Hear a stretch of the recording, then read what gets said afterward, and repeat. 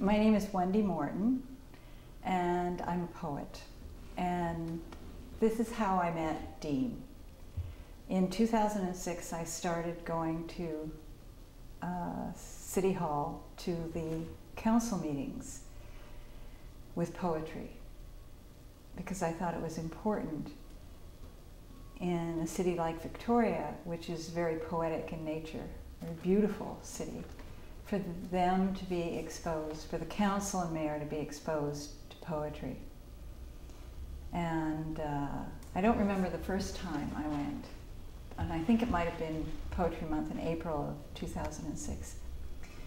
And a bunch of us went, and Dean was so enthusiastic, came running up afterwards and said, "This is so great." He said, "Something happens when poetry is read.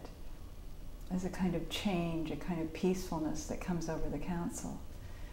And so I started returning. I would go periodically with young poets, or I would go on my own and read poetry to them with a goal in mind to get a poet laureate for Victoria. And I remember I went to them and I said, "You know, Edmonton has a poet laureate and they don't have any trees." So Dean was very much in back of that, and before we knew it, we had a poet laureate, Carla Funk.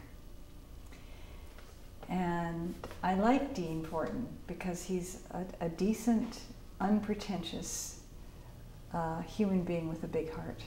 And those are great qualities. And I wrote a poem for him.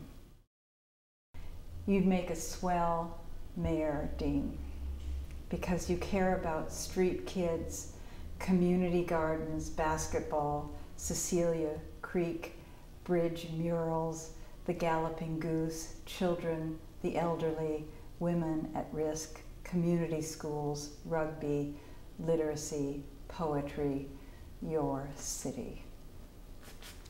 So I hope he'll be the new mayor because he'll do a wonderful job.